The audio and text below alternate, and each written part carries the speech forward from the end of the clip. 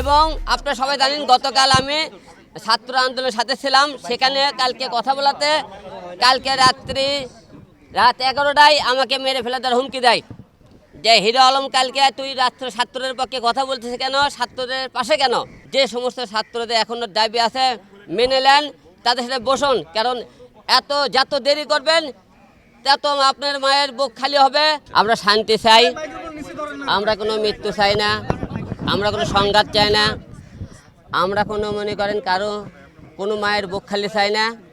আমরা শান্তির পক্ষে ছিলাম, এখনো শান্তির পক্ষে আছে। আমি সবাইকে উদ্দেশ্যে একটা কথা বলতে চাই, মাননীয় প্রধানমন্ত্রীর কাছে আমার একটা প্রশ্ন, যে সারা বাংলাদেশে শয়ে যে ছাত্র মারা গেল, এই হুকুমদাতাকে আপনারা খুঁজে বের করুন। কে হুকুমদাতা যারা আমাদের এত ছাত্র মেরে ফেলে দিল, আমাদের বাংলাদেশে এত সম্পদ ধ্বংস করলো, এবং আমাদের আজকে ছাত্র আন্দোলনের মধ্যে বিভিন্ন রাজনৈতিক দল, বিভিন্ন লোক ঢুকে, ক্যাডার বাহিনী ঢুকে বিভিন্ন ছাত্রকে হত্যা করা হইতেছে। এই হত্যার আমরা বিচার চাই। এই ধরনের হত্যা আমরা চাই না, দেশে শান্তি চাই। কারণ আপনারা একটা চিন্তা ভাবনা করবেন, আমাদের বাংলাদেশে আজকে যে সম্পদকে ধ্বংস হয়েছে, এই সম্পূর্ণ আমাদের সম্পদ, আমাদের টাকা ধ্বংস হয়েছে। আজকে এগুলো ঠিক করতে আপনার পকেটের থেকে আমার পকেটের থেকে যে সম্পদ ঠিক হবে, কিন্তু আমরা এই ধ্বংস করে কি লাভ করেছি, ক্ষতি করেছি। তাই আমরা একটা কথা বলতে চাই, যে সমস্ত ছাত্রদের এখনো দাবি আছে মেনে নেন, তাদের সাথে বসুন, কারণ যত দেরি করবেন তত আপনার মায়ের বুক খালি হবে, দেশ মনিক অচল হয়ে যাবে।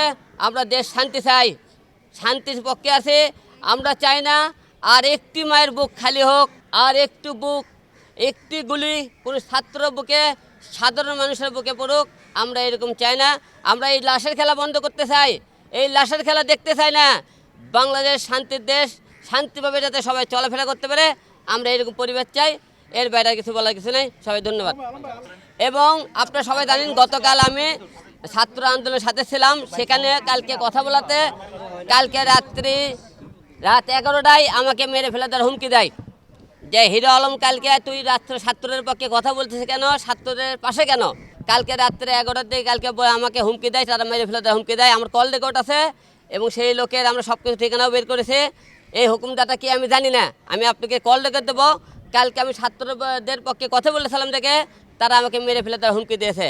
আপনারা সবাই জানেন এরকম অনেকেই, আপনি এর আগে আমি কথা বলেছিলাম, সত্যপথে আমাকে মেরে ফেলে দেওয়ার হুমকি দেওয়া হয়েছিল, কিন্তু মারতে পারেনি।